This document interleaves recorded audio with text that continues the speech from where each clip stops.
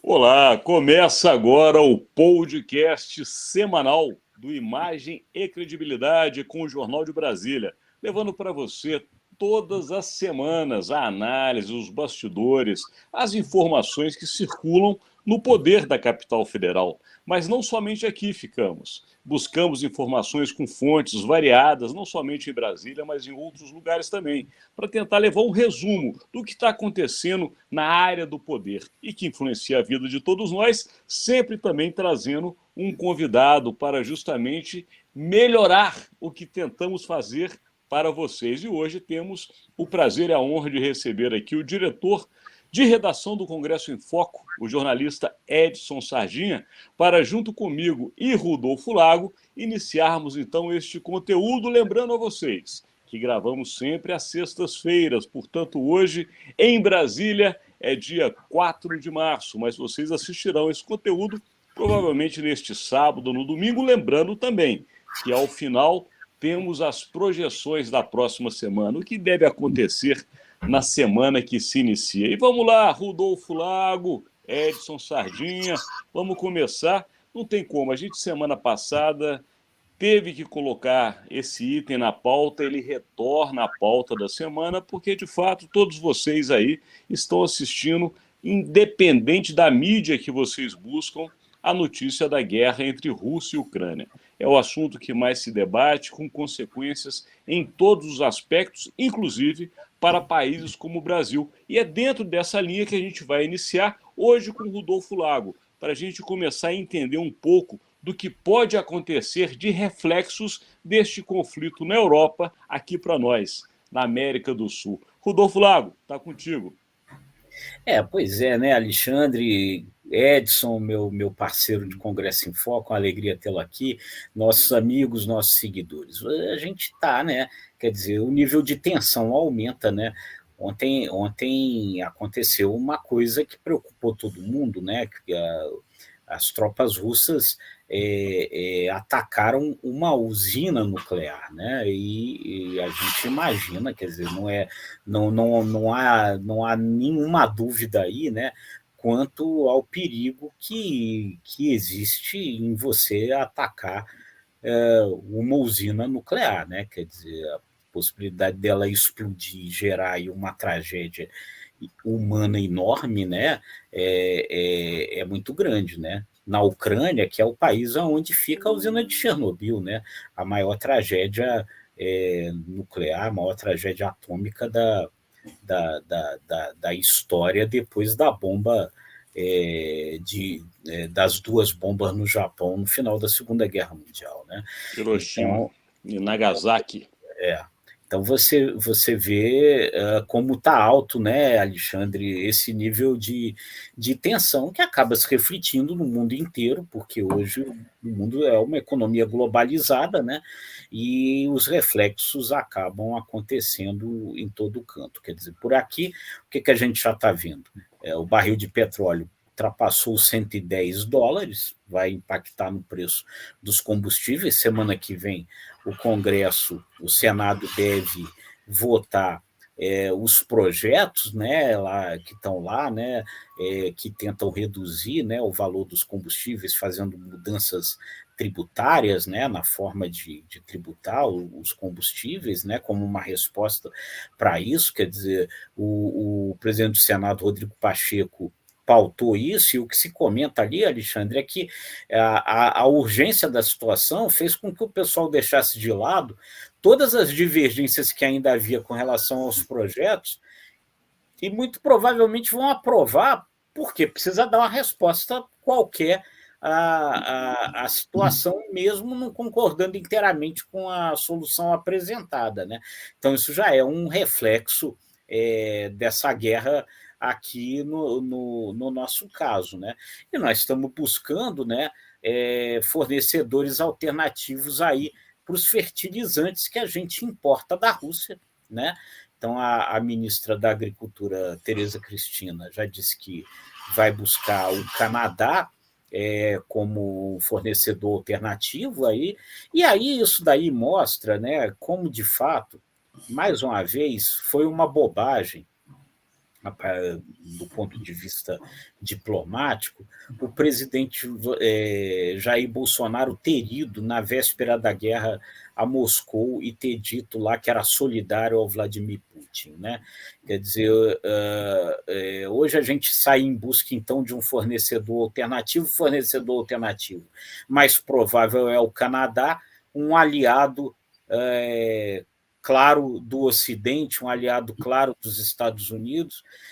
O fato da gente ter se declarado solidário à Rússia antes da guerra, do presidente ficar falando numa neutralidade que os outros países pressionam que o Brasil saia dela. Isso ajuda a gente na negociação com o Canadá? A pergunta fica, né?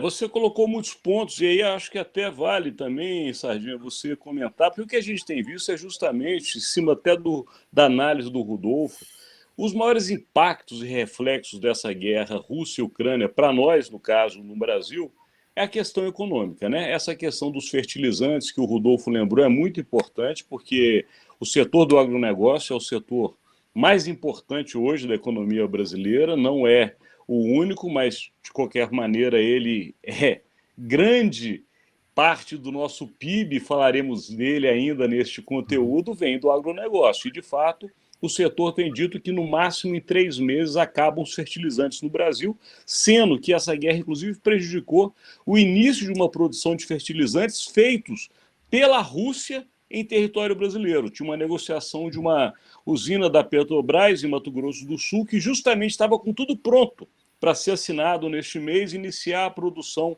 em breve, e com a guerra, obviamente, está tudo parado. Os russos chegaram até vir ao Brasil e foram ao estádio Mato Grosso do Sul, foram recebidos pelo governador, mas agora tudo paralisado. Fora isso, a questão do petróleo. O Brasil, interessante ou curiosamente, Sardinha, ele faz parte dos 10 maiores produtores de petróleo em número de barris no mundo. E nós conseguimos ter uma das gasolinas mais caras diretamente ao consumidor do mundo. E numa época que o barril está valendo 110, como o Rodolfo fala. E se não bastasse tudo isso, a questão nuclear, que justamente é um grave risco, o Rodolfo lembrou, graças a Deus ontem a notícia foi de que, de fato, a usina nuclear que foi perto aonde foi atingida a bomba não sofreu nenhum dano e os índices de radiação estão mantidos estáveis e seguros, mas é sempre um susto muito grande para a gente. E aí, Sardinha, na questão econômica, talvez abram-se oportunidades para o Brasil, infelizmente, por conta dessa guerra. Seja muito bem-vindo, está contigo. Obrigado, Alexandre. Obrigado, Rodolfo. Prazer estar participando com vocês. Na verdade, assim, essa distância, né, geográfica, né, do Brasil para o centro ali do furacão, né, enfim, obviamente ela traz algumas vantagens, né, se podemos dizer assim, ao país, né. Na questão energética, por exemplo, né, nós temos aí a Europa consumindo, né, 40% do gás que os países da União Europeia consomem vem da Rússia, né, e passando ali, inclusive, por gasodutos da Ucrânia, né? E é até interessante que os Estados Unidos e, enfim, a União Europeia não anunciaram sanções nesse sentido, em relação a petróleo e gás contra a Rússia, né? Quer dizer, mostrando o quanto esses setores são sensíveis, né? E no caso, por exemplo, o Brasil já tem uma matriz energética mais diversificada, né? Boa parte, mais de 80%, é de energia renovável. Então, e nós não temos essa dependência do gás da Rússia, né? Nós importamos de outros países, Estados Unidos, Trinidad e Tobago, enfim. Então, a gente, nesse ponto, né, fica, de fato, mais distante da guerra. E, na verdade, assim, a gente vê o governo brasileiro numa posição muito dúbia, né? O presidente Bolsonaro chama Putin de aliado, né, de parceiro, diz que o Brasil não vai tomar partido, mas ele já está tomando partido, na verdade, né? Inclusive quando ironiza o fato dos ucranianos terem escolhido um comediante para presidente. E, enquanto isso, na ONU, a diplomacia brasileira tem adotado um discurso mais duro de condenação aos ataques da Rússia, mas ainda assim questionando, né, as sanções impostas pelos países à Rússia. Então, o Brasil fica aí nessa posição dúbia. Por outro lado, ele começa também a sofrer pressão, né, desses países da OTAN, por exemplo, por não assumir uma postura mais dura contra a Rússia, né? Então, acho que essas próximas semanas aí são fundamentais para a gente saber como que o mundo vai reagir a essa posição do Brasil e até quando o Brasil vai poder sustentar essa posição, né? Enfim, de estar ali jogando para um lado e para o outro, né? Eu acho que essa reação do mundo, essa posição do Brasil, ela vai ter um impacto aí também nessa questão das oportunidades que se abrem, né, para o país, né, com a atração de capital estrangeiro, né, pelo fato, como eu disse, o Brasil está longe geograficamente do conflito. Você colocou, Sardinha, um ponto importantíssimo, porque, de fato, as oportunidades, infelizmente, ninguém gostaria que acontecesse dessa maneira, mas muitas vezes elas aparecem justamente nos momentos de maior crise, né? Tem um ditadozinho que se comenta, a boca pequena, de que quando alguns choram, outros vendem lenço. Então, funciona mais ou menos dessa maneira. E o Brasil, de fato, pode aproveitar uma janela de oportunidades econômicas devido a esse conflito. Agora, como você também disse, de fato, politicamente o Brasil está numa posição que não dá para se entender. É mais do que dúbia, usando o seu termo, porque o presidente fala uma coisa, a diplomacia faz outra, ao mesmo tempo o presidente critica, depois ele quer resolver com aquele público o que ele disse, tentando minimizar, ou seja, são sinais trocados constantes que dificultam as relações comerciais e, como nós até falamos aqui em outros conteúdos, né, Rodolfo Lago, relações comerciais que têm como maior parceiro hoje os Estados Unidos. Então, assim, o Brasil tem que tomar um cuidado muito grande de como se posiciona nesse conflito, ainda que possa obter benefícios econômicos dele, mas o principal beneficiário hoje para o Brasil é os Estados Unidos, porque os Estados Unidos têm uma relação comercial com a gente antiga e de grande compra e venda, e nós não queremos também estar mal com os nossos parceiros comerciais da América do Norte. Rodolfo, fechando um pouco essa pauta, porque a gente tem também que ir para outra, afinal de contas, entre a Federação Russa e o Brasil existem as federações partidárias. E é nesse ponto que volta contigo, Rodolfo, porque nós estamos aí numa semana que parece que vai ter muita movimentação, o Sardinha também parece que está acompanhando, e o PSDB já começa a se movimentar, outros partidos dizem que podem ou não fazer novas coligações ou federações, como está se dizendo. Enfim, o que está vindo daí, Rodolfo Lago? Pois é, Alexandre. Aqui em Brasília, né, tem um bloco de carnaval, né? Esse ano a gente está saindo do carnaval, não teve carnaval, né? Foi, na verdade, só um feriado sem... Mas antes dessa situação, já existia um bloco de carnaval aqui em Brasília chamado Concentra, mas não sai, né? Quer dizer, o pessoal se junta no boteco, fica lá e o bloco não sai nunca, né? E, aparentemente, o que está parecendo que vai acontecer aí com relação às federações partidárias, Alexandre, é um concentra, mas não sai, né? Houve muito ensaio, muita conversa, né? A gente tem que aguardar, o prazo aí para a formação das federações é até o dia 31 de maio, então ainda se tem um tempinho até lá. Mas o que está aparecendo, Alexandre e Edson, é que as federações vão ficar nisso, né? Ensaiam, concentraram, ensaiaram, mas na hora de ir para a avenida não vão sair, né? Hoje o presidente do MDB, o deputado Baleia Rossi, já declarou no Twitter que o MDB não vai fazer federação nenhuma. O MDB estava conversando com o PSDB e União Brasil nesse sentido, né? Aonde as conversas pareciam que tinham avançado um pouco mais, que era nessa possibilidade de federação do PT com o PSB, o PCdoB e o PV, a coisa também está empacada, né? Também não está avançando, né? O problema aí, principalmente aí de quem vai ser o candidato a governador em São Paulo, né? O PT querendo Fernando Haddad, o PSB querendo Márcio França, parece empacando a possibilidade de formação dessa federação também. Então, isso que parecia ser a grande novidade das eleições desse ano, né, essa possibilidade de aliança nessas federações, né, que tem um componente que complica, que é o fato de que, formada uma federação, os partidos têm que trabalhar unidos, como se fossem um partido só, pelos próximos 4 anos, e isso que está complicando as conversas, né? Isso aparentemente vai ficar só na ideia e não se estabelecer, talvez, na prática, né? Agora, a gente está tendo, nesse momento, né, o segundo grande momento de movimentação, que começou ontem, né, que é a chamada janela partidária, né, Alexandre, que é o momento aí que a Justiça Eleitoral permite que os deputados troquem de partido sem ter sanção, porque, para explicar aí para o nosso seguidor, o mandato de deputado não pertence ao deputado, pertence ao partido, porque a eleição é proporcional.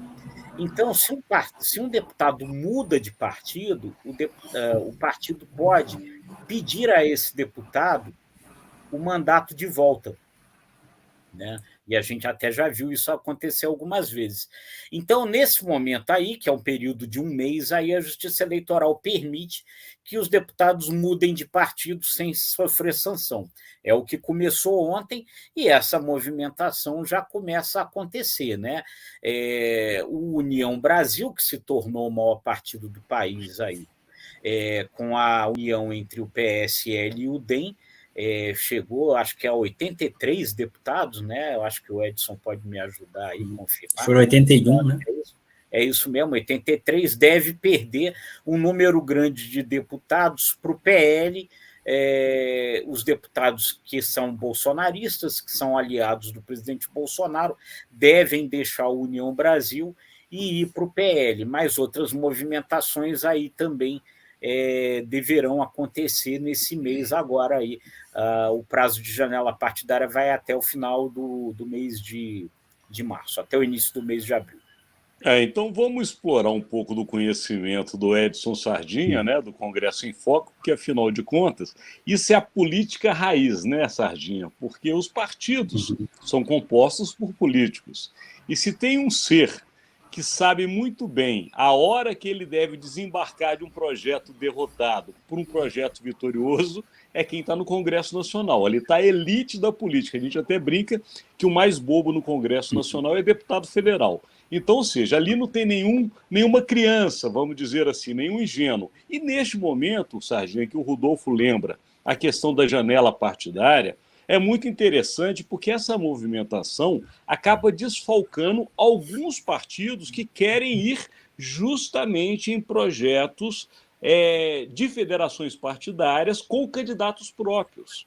E a gente continua com as pesquisas demonstrando que somente 2 candidatos hoje estão no páreo, que é justamente o presidente Jair Bolsonaro, candidato à reeleição, e o ex-presidente Luiz Inácio Lula da Silva, tentando novamente ir à presidência da República. E estes políticos, né, Sardinha, eles estão muito atentos a esses 2 movimentos. Como é que você enxerga, e agora de uma maneira mais direta para o Congresso Nacional, essa questão das federações, mas na visão ou no ângulo de interesse dos parlamentares?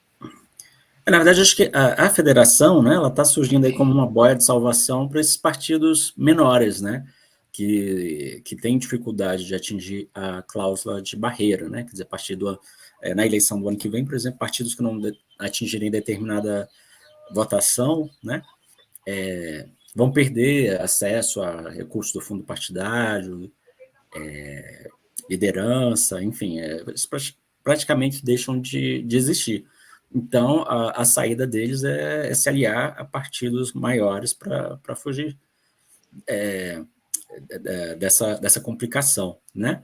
Então, você vê aí partidos como o Cidadania, né, que já aprovou a federação com o PSDB, né, partidos como o PV, a Rede, enfim, são partidos que estão se agarrando na federação para continuar a existir, né?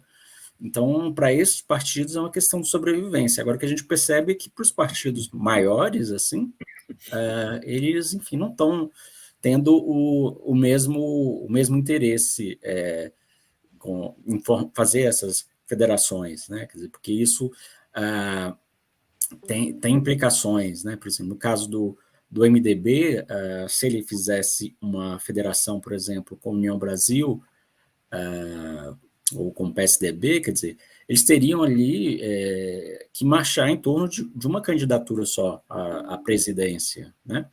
Quer dizer, aí já seria abrir mão, por exemplo, praticamente abrir mão da candidatura da senadora Simone Tebet. Então, esses partidos fazem esse tipo de cálculo, né? E a gente percebe que, por mais que alguns parlamentares, aí, principalmente os bolsonaristas, já estejam aí de malas prontas, né, para o PL, né, tem um grupo grande de deputado que ainda não, enfim, que ainda está discutindo para onde vai, né, e com certeza esse cálculo político de quem apoiar para a disputa presidencial, quem apoiar nas disputas estaduais, se vai ter federação, se o partido vai participar de uma federação ou não, tudo isso é levado em conta por esses parlamentares, né? E eles ainda têm esse mês todo aí para decidir o seu futuro, né? E então acho que passa assim por uma equação, né, que envolve disputa estadual, definir quem vai ser o candidato ao Senado na coligação, quem vai ser candidato a governador, né? Muitos deputados têm esse interesse em sair para o Senado, né? Outros para governo, enfim, então vai ser um mês aí forte, né, de articulações e os parlamentares de fato vão bater o martelo, né? O Rodolfo lembrou que o União Brasil é hoje a maior bancada, mas ele provavelmente vai perder esse posto para o PL, do presidente Bolsonaro, né? Porque parlamentares bolsonaristas, da ala bolsonarista do PSL, né, que resultou agora na fusão com o DEM, em que aí deu o União Brasil, quer dizer, vão majoritariamente para o PL, embora alguns já estejam procurando outros partidos aliados, como republicanos, como o PP, isso muitas vezes em função de questões regionais, né? Conforme esses partidos oferecem, né? O espaço que esses partidos oferecem nos estados, às vezes a presidência de algum diretório, né? A garantia de vaga para disputar determinado cargo. Então, são vários fatores aí que vão influenciar na definição das bancadas, né? Então, e a tendência é o PL, que hoje tem 42 deputados, passar a ter entre 60 e 65 na projeção feita pelas lideranças do partido. E já a União Brasil, que hoje tem, salvo engano, 81 deputados, segundo o próprio presidente do partido, deve cair para algo em torno de 53. Então, quer dizer, vai ter uma mudança ali na composição das bancadas, né? O que você está colocando, e o Rodolfo também colocou antes, é muito interessante, porque o seguidor e a seguidora que estão nos escutando em casa, para entender esse meandro da política, em especial um ano eleitoral, que é o ano mais importante para quem é do ramo, vamos dizer assim, é justamente a junção de interesses, porque, de fato, no Brasil você tem que aliar, né, Rodolfo Lago, o interesse do líder regional com o deputado federal, com o senador, com o candidato a governo, com o candidato a presidente, com o diretório do partido, com as devidas necessidades regionais de cada cidade e região. E, de fato, montar uma federação no Brasil com tantos meandros, vamos dizer assim, é mais do que complicado. Agora, essa movimentação que o Sardinha destacou, e você também tinha citado, Rodolfo, de fato tem sido visto muito intensa, né? Não somente para o PL, que é o novo partido do presidente da República, mas também para o PP, que é o partido do presidente da Câmara, né, o Arthur Lira. Arthur Lira, a gente tem falado aqui, ele cresceu muito politicamente, se transformou numa figura, em especial neste governo Jair Bolsonaro, que está dando as cartas. Então, o PP hoje também está sendo um polo de atração para muitos parlamentares nessa chamada janela partidária. Mas o que está realmente chamando a atenção, e nós do Imagem e Credibilidade, Rodolfo Lago, temos que lembrar que há 6 meses, ou cerca de 6 meses, já falamos do tema aqui dos nossos conteúdos, é o grande eleitor de 2022 chamado economia. Porque, afinal de contas, ao contrário do que foi a eleição passada, ainda que se projete uma disputa, pelo menos neste momento, entre bolsonaristas e petistas, o fato ou o fator econômico ele está pesando mais do que as diferenças ideológicas. E ontem a CNI, a Confederação Nacional da Indústria, confirmou essa informação numa longa pesquisa que foi feita, aprofundada no tema, onde deixa claro que o brasileiro hoje tem como principal preocupação a questão financeira. Todos os demais itens, como saúde, segurança e educação, estão, ainda que importantes, em segundo plano. E como a economia vai acabar ditando essa eleição, Rodolfo Lago, a gente não pode deixar de falar de um outro assunto, que é o nosso Produto Interno Bruto. Afinal de contas, já se falou tanto de PIBão, PIBinho, que o PIB é o que vai mover o Brasil. E agora Paulo Guedes, que parece que aproveitou a folia de Momo no Brasil para tentar vender o Brasil para os americanos, volta com uma informação de crescimento no PIB. O que você tem a analisar e nos contar deste assunto, Rodolfo? Pois é, Alexandre. Chegou combustível lá no posto Ipiranga, né? Quer dizer, o Paulo Guedes, que vinha aí, né, meio macambúzio, né, se sentindo escanteado, né, por causa da perda de poder para o Centrão, né, que não estava mais apitando tanto, né, hoje está feliz da vida aí com o anúncio que foi feito pelo IBGE, agora mais cedo, de que o Produto Interno Bruto brasileiro em 2021 cresceu 4,6% com relação a 2020.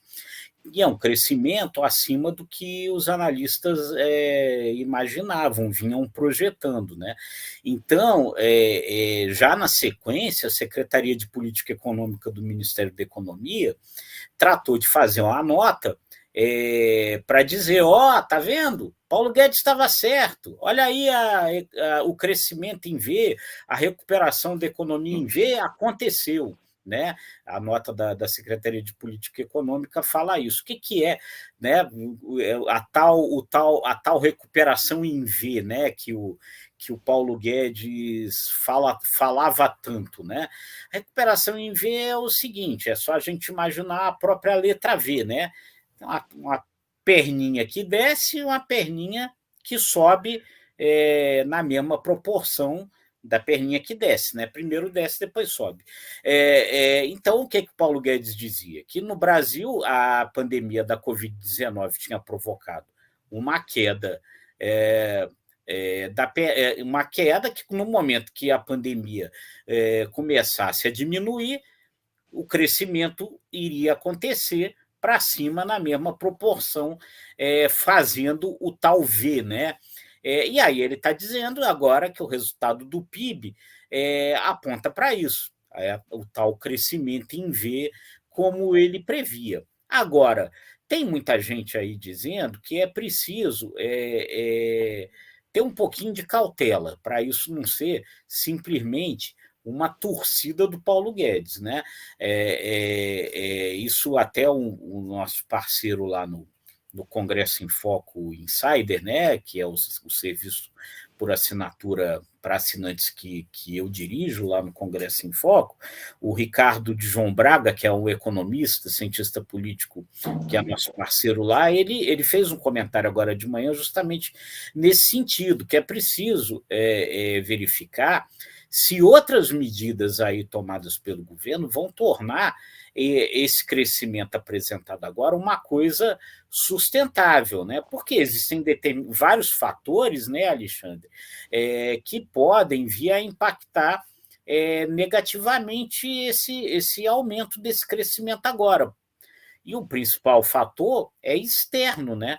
Essa guerra entre a Rússia e a Ucrânia. A própria nota da Secretaria de Política Econômica ela aponta para isso, embora ela faça toda a comemoração, no final ela faz essa ponderação de que a gente precisa aguardar para ver os efeitos dessa questão externa. Uma guerra prolongada afeta a economia do mundo inteiro, né? E a gente tem uma chance de ter uma questão prolongada aí, porque ninguém, né, com juízo fala em atacar militarmente a Rússia, né, porque isso poderia provocar uma guerra nuclear, mas as sanções econômicas acontecem todo dia, sanções econômicas à Rússia que vão impactar. A Rússia é uma economia importante do mundo, né? Impactam no resto do mundo. A Rússia é um grande produtor de petróleo e gás, como a gente já disse, grande produtor de fertilizante, isso impacta no Brasil. Então, toda essa situação pode acabar fazendo com que esse crescimento do PIB seja aquilo que na economia as pessoas chamam de voo de galinha, né? Quer dizer, ele não se sustente no futuro. A gente espera que isso não aconteça, mas é um risco que se corre, né? Vamos aguardar para ver o que vai acontecer para frente aí, né? É aquela velha história, prudência e caldo de galinha não faz mal a ninguém, né, Sardinha? E a gente tem, justamente no nosso grande parceiro, que é o Jornal de Brasília, hoje, no seu caderno de economia, 3 destaques, 3 manchetes nesse sentido. Além desse, que o Rodolfo destacou, que é o PIB do Brasil, que o Jornal de Brasília traz que o PIB do Brasil justamente teve uma alta de 4,6% em 2021, né, justamente sobre a comparação com 2020, mas fala mais. O Jornal de Brasília traz uma manchete também, Rodolfo e Sardinha, dizendo que o consumo das famílias avançou 3,6% em 21, após justamente a queda de quase 6% de 2020, ainda vai com uma outra notícia econômica também nesse sentido. O Jornal de Brasília destaca que o setor de serviços, que a gente sabe que é muito importante para a economia, cresceu 4,7% em 21. E aí coloca-se, claro, o avanço da vacinação, o recrudescimento da pandemia, a questão de uma guerra. Muitas coisas ajudam nisso aí. Agora, Sardinha, como a economia será o grande eleitor de 22, como, aliás, aqui neste conteúdo temos dito já há cerca de 6 meses, e você tem a visão da política de dentro do Congresso Nacional, a gente gostaria de ter a sua avaliação e a sua análise. Como que se concilia justamente essas notícias econômicas aparentemente muito positivas com a realidade que se vê no dia a dia do consumidor, porque essa vai ser a disputa política que vai conduzir o próximo presidente da República. Aquele que conseguir vender que de fato vai levar uma estabilidade econômica tende, pelo menos, a ser o candidato vitorioso. Como é que você enxerga isso dentro do Congresso Nacional também, Sardinha? A gente tem que levar em conta que esse crescimento, né, de 4,6%, ele se dá sobre um ano trágico, né, da pandemia, né, de fechamento de comércio, de um número absurdo de mortes, né, de um cenário de incertezas, né, não sabia ali quanto tempo ia durar a pandemia. Então, e o curioso é que essa melhora no cenário se dá também com um ponto que o governo resistia muito, né? Principalmente o presidente Bolsonaro, que é a questão da vacinação, né? Que resultou, inclusive, no relaxamento dessa política, né? Do fica em casa, né? Enfim, no recrudescimento dos números da pandemia. Então, havia uma resistência do governo, mas com certeza a vacinação teve, como você mesmo disse, aí, um impacto muito grande para a melhora aí, desses números, né? Agora, sim, eu acho que a eleição, né, o eleitor leva muito em conta o que ele está sentindo ali na pele, né? Então, como é que vai estar a inflação? Como é que isso vai estar mexendo no bolso dele, né? Como é que vai estar o preço do combustível? Como é que vai estar o desemprego? Ele vai ter emprego ou não? Então, na minha avaliação, esses pontos são mais preponderantes para o eleitor ali na hora de decidir votar do que esses números da economia, de crescimento da economia, que são mais abstratos, né? A pessoa leva em conta ali a realidade dela, a situação financeira dela. e muitas vezes faz essa comparação com períodos anteriores, né? A situação dela estava mais confortável ou não, né? Esses números acabam tendo, acho que, um peso maior para o mercado, né? Que vinha aí já abandonando o Bolsonaro. A gente não sabe ainda se vai ter alguma melhora nesse cenário ou não, mas no próprio Boletim Focus do Banco Central, a projeção, né, do mercado financeiro de crescimento do PIB para esse ano é muito baixa, de 0,3%. Então, não há esse otimismo todo, né? Muito interessante o que você disse com relação a essa sinalização para o mercado. Seguidor e seguidora, muitas vezes a gente fala aqui diretamente da política, do dia a dia do Congresso Nacional, né, Rodolfo, do que é feito em Brasília, mas existe um eleitor, vamos dizer assim, não digo obscuro, porque a palavra obscuridade ela leva para um lado negativo, mas um eleitor escondido, que é justamente chamado mercado. Esse mercado fala altíssimo. E essas sinalizações que o Edson lembrou agora, de fato, podem modificar um pouco esse jogo da política. Mas, Rodolfo Lago, a gente vai ter que seguir por uma outra projeção. Falamos das projeções econômicas, mas temos que chegar naquele momento da projeção da próxima semana. E aí, uma coisa mais pontual, que na sua opinião, né, Rodolfo Lago, e também de Edson Sardinha, deverão acontecer, ou pelo menos tem grande possibilidade de ocorrer. Começando então contigo, Rodolfo, qual a projeção da semana? Vamos lá, eu acho que tem duas coisas aí importantes para a gente prestar atenção na semana que vem. O Senado deve aprovar os dois projetos que são relatados lá pelo senador Jean Paul Prats, que visam reduzir o preço dos combustíveis, né? Eles já estão tramitando, estavam lá, havia problemas que tinham impedido que eles fossem aprovados aí nas semanas anteriores, antes do Carnaval, mas diante aí do recrudescimento da guerra, do aumento do valor dos combustíveis, está tudo indicando que os projetos deverão ser aprovados, né? Eles criam uma tarifa de ICMS única aí para o país, né? Que os estados podem aderir imediatamente ou numa fase de transição até o final do ano, mas aí se acredita que com essa tarifa única o valor do combustível vai baixar no país, né? Então, eu acho que essa possibilidade de aprovação disso é alta na semana que vem. E a outra questão que eu acho que a gente precisa acompanhar é a questão da janela partidária, né? Ela começou na quinta-feira, mas a gente vinha aí de Carnaval, então, muito provavelmente, a movimentação mais frenética aí de partidos ela vai acontecer semana que vem. Perfeito. Então, da projeção de Rodolfo Lago para a projeção de Edson Sardinha. Não, eu destacaria também esses mesmos pontos do Rodolfo e acrescentaria também a discussão sobre o PL das fake news na Câmara, que é um projeto que tem causado muita polêmica, né? As plataformas digitais têm feito, inclusive, anúncios nos jornais, fazendo críticas ao projeto, né? Falando em cerceamento, liberdade de expressão. Então, é um projeto assim, bastante polêmico, que o presidente da Câmara quer pautar para a semana que vem, e que acaba sendo uma semana decisiva para o futuro desse projeto, né? Que se ele não passar na semana que vem, a avaliação de quem está acompanhando mais de perto esse projeto, ele dificilmente vai passar esse ano, né? E ficar de olho também na questão do preço dos combustíveis também, né? Em decorrência aí da intensificação dos conflitos na Ucrânia, né?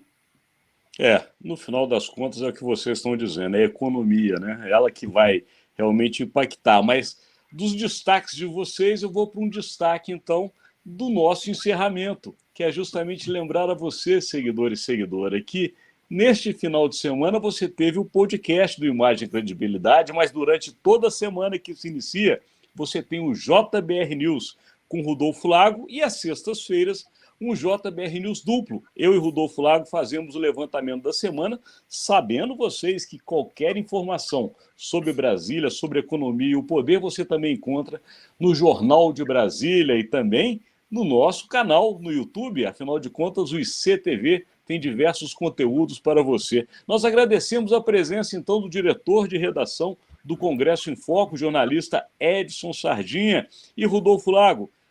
passo a bola para você. Afinal de contas, esse encerramento contigo é sempre melhor. E já agradeço a sua presença. Lembrando a vocês, JBR News, segunda a sexta-feira e final de semana, o nosso podcast do Imagem e Credibilidade. Obrigado, Sardinha. Está contigo, Obrigado. Rodolfo. Prazer participar. Não, agradeço demais aí a participação aí do meu parceiro de Congresso em Foco, Edson Sardinha. Agradeço demais aí a audiência sempre muito amiga, muito parceira aí dos nossos seguidores, dos nossos espectadores, e é isso, né? E nos acompanhe aí pelo nosso site, pelo site do Jornal de Brasília e pelo ICTV. Uma boa semana para todo mundo. Tchau, gente.